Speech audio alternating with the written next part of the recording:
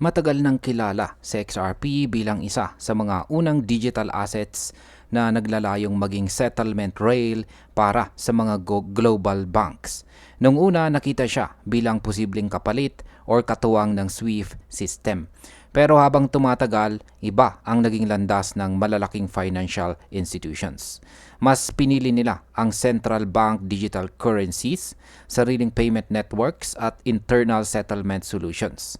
Dahil dito, marami ang nagsabing tila nabigo sa XRP sa kanyang orihinal na misyon.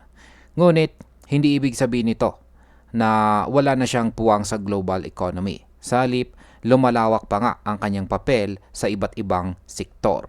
Kaya yan po ang siyang ating pag-uusapan sa video na ito. Pero bago po tayo magpatuloy, ay pakibasa na lamang po muna ang disclaimer dito po sa ibaba ng ating screen.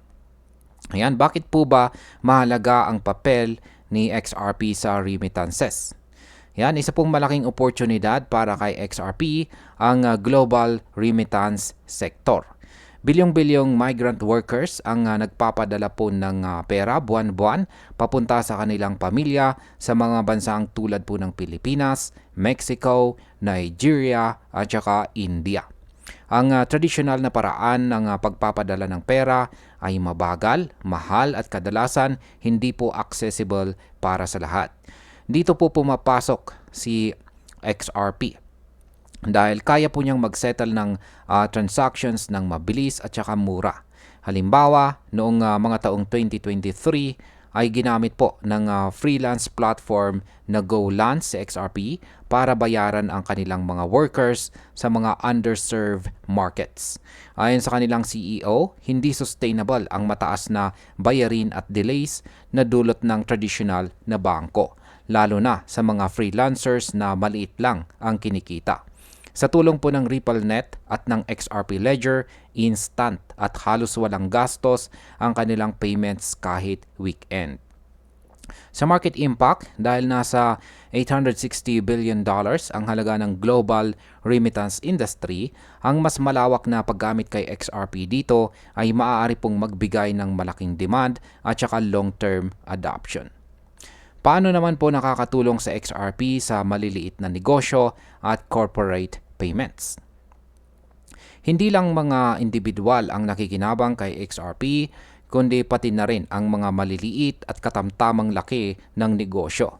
Maraming kumpanya ang may overseas suppliers at global workforce na nangangailangan ng mabilis at murang paraan ng pagpapadala ng pera. Kaya ni XRP na magsilbing intermediary currency para sa cross-border payments.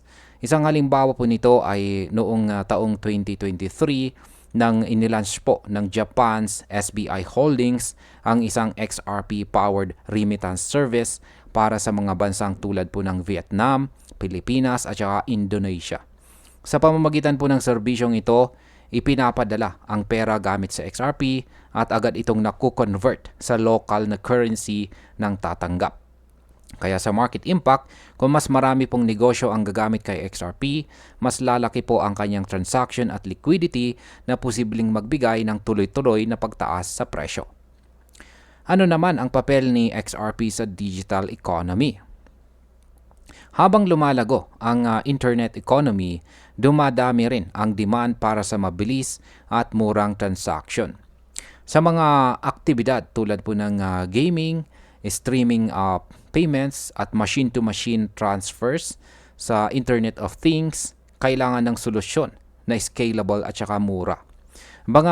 Bagamat nakuha na ng stablecoins at saka Bitcoin Lightning Network ang unang atensyon dito, malaki pa rin ang potensyal ng XRP dahil sa kanyang bilis at mababang fees.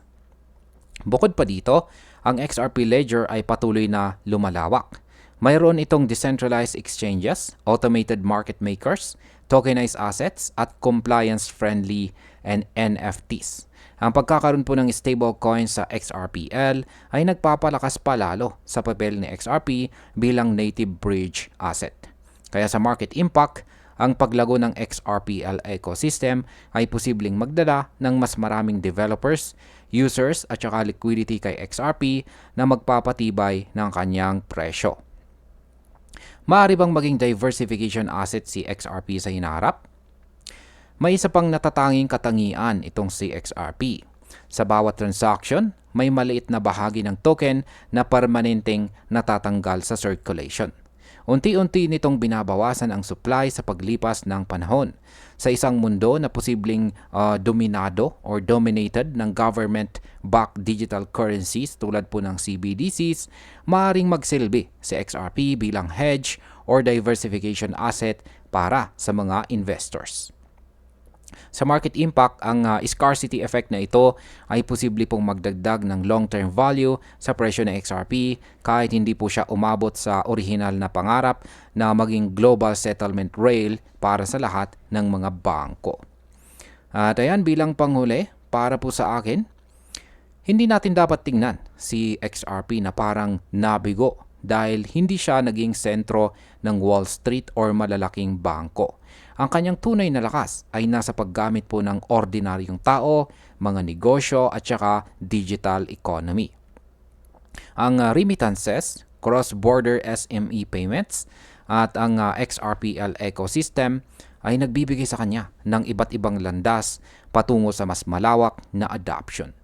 Kahit hindi po matupad ang orihinal na plano, nananatili si XRP bilang isa sa may pinakamatibay na position sa crypto market. Sa madaling salita, maraming daan sa XRP para manatiling relevant at patuloy na lumago sa digital economy. At ayan, hanggang dito na lamang po tayo sa video na ito mga ka-crypto. Marami pong salamat sa panonood. Ingat po tayo lagi at God bless po sa ating lahat.